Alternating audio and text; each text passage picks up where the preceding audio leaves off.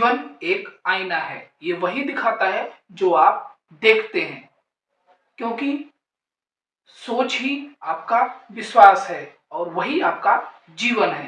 नमस्कार साथियों, हमारे YouTube channel Shiv Shakti study mind पे एक बार फिर से आपका हार्दिक स्वागत है। आज हम फिर से लेकर हाजिर है यूपी बोर्ड परीक्षा 2025 विशेषांक। आज का हमारा वीडियो होने जा रहा है क्लास 12 फिजिक्स यानी भौतिक विज्ञान के लिए। आज हम बात करेंगे भौतिक विज्ञान के चैप्टर नंबर 7 प्रत्यावर्ती धारा यानी अल्टरनेटिंग करंट के बारे में। आज हम इस चैप्टर के अति महत्वपूर्ण 2 नंबर, 3 नंबर और 5 नंबर वाले क्वेश्चंस सारे के सारे यहाँ पर लेकर आए हैं, जो हर बार आपकी बोर्ड परीक्षा में पूछे गए हैं या बोर्ड परीक्षा के लिए मोस्ट इंपॉर्टेंट है।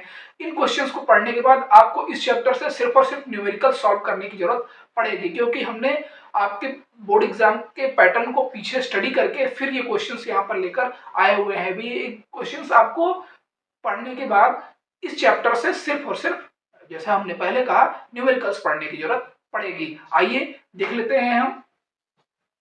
सबसे पहला प्रश्न है, प्रत्यावर्ती धारा यानी एसी करंट तथा दृष्ट धारा डायरेक्ट करंट में अंतर लिखिए।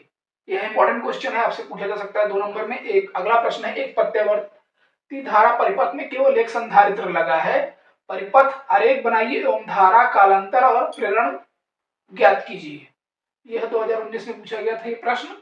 अभी आप लोग कुछ लोग ये कहेंगे कि भैया 2019 में तो लॉकडाउन लगा था। अब ये है 2019 जो पेपर होता है बोर्ड का आपका मार्च में होता है, और हमारा लॉकडाउन जो लगा था वो इसके बाद लगा था। अगला प्रश्न है, एलसी परिपथ के लिए ज्ञात कीजिए। एलसी परिपथ के लिए ज्ञात कीजिए क्या? विद्युत परिपथ क्या होता है, फेजर आरेख क्या होता है, परिणामी विभवांतर क्या होता है, परिपथ की प्रतिबाधा क्या होती है, धारा एवं विभवांतर में कालांतर क्या होता है, अनुनादी आवृत्ति क्या होती है इसकी एलसी परिपथ की, और एलसी परिपथ में धारा का अधिकतम मान कहां पर होता है। यह प्रश्न 2010-2015 में पूछा जा चुका है। या तो आपको ये इनमें से कोई एक पूछ लेगा या एक सारे के सारे एक साथ पूछेंगे। जब सब एक साथ आएगा तो ये क्वेश्चन आपका 5 नंबर का बनेगा, और एक या 2 पूछेगा तो ये क्वेश्चन आपका 2 नंबर और 3 नंबर में बनेगा। अगला प्रश्न है आपका सेम यही प्रश्न, एलसीआर परिपथ के लिए निम्न को ज्ञात कीजिए। ये भी आपका इंपॉर्टेंट प्रश्न है। सेम चीजें एलसीआर परिपथ के लिए भी ज्ञात करनी है क्या? विद्युत परिपथ ज्ञात करना है, फेजर आरेख क्या होता है, परिणामी विभवांतर क्या होता है, या परिपथ की प्रतिबाधा क्या होती है, धारा विभवांतर में कालांतर क्या होता है, अनुनादी आवृत्ति क्या होती है, और धारा का अधिकतम मान एलसीआर परिपथ में कहां पर होता है। ये सब आपको लिखने हैं। यह प्रश्न 2011, 12, 18 और 2022 में आपके बोर्ड एग्जाम में पूछा जा चुका है। इंपॉर्टेंट क्वेश्चन है आपका, मोस्ट इंपॉर्टेंट में से इसको मान लीजिए। अगला प्रश्न, प्रत्यावर्ती धारा परिपथ में सिद्ध कीजिए। यह प्रश्न मैं आपको गारंटी देता हूं कि आपके बोर्ड परीक्षा 2025 के किसी न किसी सेट में आपको ये देखने को मिलेगा। ये प्रश्न ऐसे हैं जो आपके हर किसी न किसी सेट में आपको मिलेंगे। ऐसा नहीं है कि प्रश्न नहीं आएंगे, किसी सेट में आएंगे, कहीं ना कहीं किसी न किसी आपके उत्तर प्रदेश के बोर्ड एग्जाम के जो आपके सेट बनते हैं, 8 सेट बनते हैं, 8 सेट में ये प्रश्न आपको देखने को मिलेंगे। हो सकता है 2 सेटों में, 3 सेटों में मिल जाए, या अलग एक ही सेट में सारे क्वेश्चन तो नहीं मिलेंगे, अलग अलग सेट में। सभी के लिए मोस्ट इंपॉर्टेंट है ये सारे क्वेश्चन। ये क्वेश्चन आपका 5वां हो सकता है आपके सब सेटों में मिले। यह प्रश्न है, प्रत्यावर्ती धारा परिपथ में सिद्ध कीजिए। ये आपको सिद्ध करना है। ये है पावर एवरेज। एवी मतलब होता है एवरेज, मतलब कि जो पावर यानी शक्ति का औसत शक्ति जो होती है वो VRMS into IRMS into cos phi के बराबर होती है। जहां पे VRMS है जो जितने वोल्टेज यानी जितने आपके वोल्टेज लगे हुए हैं परिपथ में, प्रत्यावर्ती धारा परिपथ में, उसमें जो वोल्टेज है उनका समांतर माध्य है। VRMS का मतलब होता है, IRMS का मतलब है उसमें जो धारा बह रही है, करंट जो फ्लो हो रहा है, उसकी जो सभी जितनी धाराएं जहां जहां जैसे बह रही हैं उन सब का ये औसत समांतर माध्य है ये। और ये जो फाई है इस विभवांतर और जो आपका करंट फ्लो हो रहा है, धारा, इन दोनों के बीच में बना हुआ कोण है फाई। इसको आपको सिद्ध करना है। यह प्रश्न 2012, 2014, 2016 में पूछा गया था, और इसकी पूरी संभावना है कि इस प्रबल संभावना की आपके बोर्ड में इस बार ये क्वेश्चन आपको हर उसमें देखने को मिले, हर सेटों में लगभग देखने को मिल सकता है। अगला प्रश्न है आपका प्रत्यावर्ती। ये 2 क्वेश्चन ऐसे हैं जो हर बार आपसे पूछे जाते हैं, हर बार, लगभग हर बार। अगला प्रश्न, प्रत्यावर्ती धारा डायनेमो एसी जनित, एसी जनित या एसी जनरेटर जिसको आप कहते हैं जनरेटर, एसी जनरेटर का नाम सुना है ना, एसी जनरेटर या एसी जनित कहा जाता है, ये किसे कहते हैं, इसका वर्णन निम्न शीर्षकों के अंतर्गत कीजिए। यह प्रश्न 2009, 10, 18, 2022 में पूछा गया है। इस बार के लिए मोस्ट इंपोर्टेंट क्वेश्चंस में से एक है ये भी।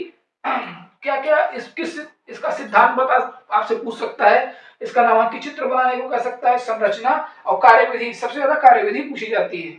अगर ये चारों शीर्षक एक साथ पूछेगा तो आपको ये 5 नंबर में क्वेश्चन आएगा, और अगर कोई एक चीज या दो चीजें पूछता है, दो चीजें पूछेगा तो 3 नंबर में, और कोई एक चीज पूछेगा इन चारों टॉपिक में से तो आपके 2 नंबर में क्वेश्चन मोस्ट इंपॉर्टेंट है आपके लिए। यह क्वेश्चन जरूर से जरूर तैयार कर लीजिएगा दोस्तों। अगला प्रश्न है आपका, ट्रांसफार्मर किसे कहते हैं, एसी जनित्र यानी जनरेटर पूछा, उसके बाद ट्रांसफार्मर कह रहा है, ट्रांसफार्मर किसे कहते हैं, ट्रांसफार्मर का वर्णन निम्न शीर्षकों के अंतर्गत कीजिए। क्या क्या शीर्षक है, पहला उसका सिद्धांत बताना है, नामांकित चित्र बनाने के लिए कह सकता है, परिणामी अनुपात का सूत्र बताने के लिए कह सकता है, ट्रांसफार्मर में उत्पन्न ऊर्जा के प्रकार, कौन सी ऊर्जा वहां पर ट्रांसफार्मर में उत्पन्न होती है, कैसे उत्पन्न होती है, क्या उसके नियम कानून है, वो सारा आपको देखना पड़ेगा। यह प्रश्न उसके ऊर्जा के प्रकार आपसे सिर्फ ऊर्जा का प्रकार 2011, 14, 17, 19 और 2023 में पूछा जा चुका है। ये इंपॉर्टेंट है, आपकी ऊर्जा के प्रकार कौन कौन से वहां पे जनरेट होते हैं, कहां पर, ट्रांसफार्मर की बात कर रहे हैं। इसके बाद अगला है ऊंचाई व अपचाई ट्रांसफार्मर में अंतर। यह प्रश्न भी कई बार पूछा गया। ऊंचाई मतलब हाई वोल्टेज और लो वोल्टेज ट्रांसफार्मर क्या होता है, इसके बीच में क्या डिफरेंस है, ये भी आपको तैयार करने की जरूरत है। ये आपके चैप्टर 7 प्रत्यावर्ती धारा यानी अल्टरनेटिंग करंट, एसी जो करंट एसी कहते हैं जिसको, एसी करंट, उसके मोस्ट इंपॉर्टेंट क्वेश्चन है आपके 2 नंबर, 3 नंबर और 5 नंबर वाले क्वेश्चन सारे के सारे यहाँ से हो गए। इसके अतिरिक्त अगर आपको कुछ इस चैप्टर से तैयार करने की जरूरत है तो आप न्यूमेरिकल देख सकते हो।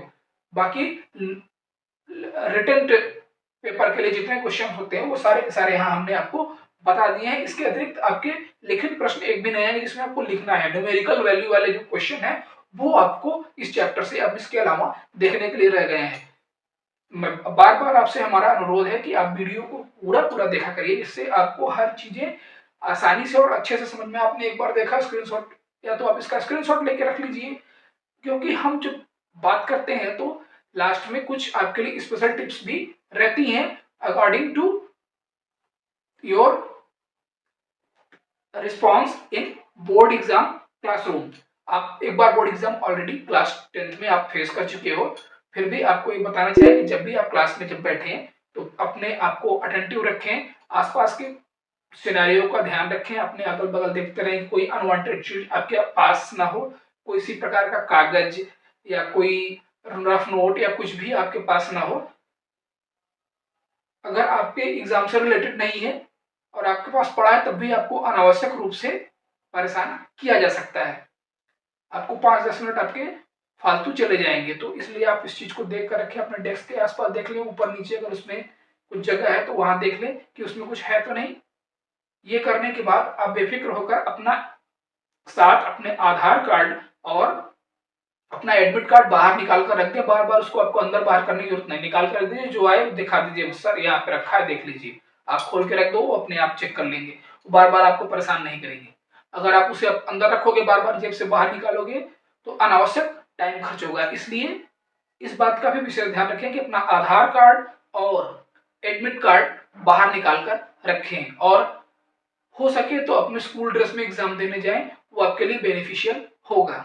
बाकी आप अपने स्कूल जो आपके जहाँ स्कूल जिस स्कूल से आप बिलोंग करते हैं वो स्कूल वाले खुद ही आपको बताएंगे कि आपको कैसे क्या वहाँ करना है। और साथ ही साथ क्लास में जब आप रहे तो अपने जो इन्विजिलेटर जिसे कहा जाता है, इन्विजिलेटर माने कक्ष निरीक्षक जो होते हैं, उनकी बातों को ध्यान पूर्वक सुनना है। जो जो वो कहें, जो जो वो कमांड देंगे यानी निर्देश देंगे, उस निर्देशों का अक्षरशः आपको पालन करना है।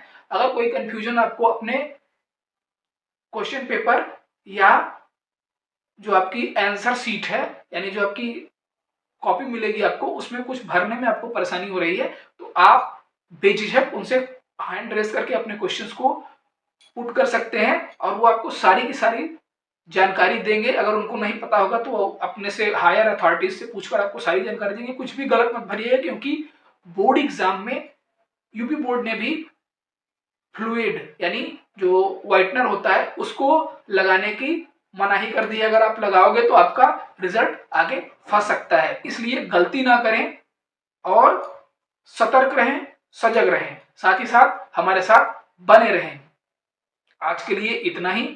अगर आपको हमारा पढ़ाने का तरीका, समझाने का तरीका पसंद आ रहा हो तो दोस्तों तो प्लीज हमारे चैनल को सब्सक्राइब कीजिए, अगर आप हमारे साथ नहीं जुड़ रहे हैं तो भी। और अगर पहले से हैं और अभी तक सब्सक्राइब नहीं किया तो सब्सक्राइब जरूर कीजिए, वीडियोस को लास्ट तक देखा करिए। और अगर आपको हमारा वीडियो पसंद आया तो प्लीज लाइक करिए, सब्सक्राइब करिए और ज्यादा से ज्यादा अपने साथियों के साथ शेयर करिए जिन्हें इसकी आवश्यकता हो। इसी के साथ हमारा प्रयास, आपकी सफलता। धन्यवाद।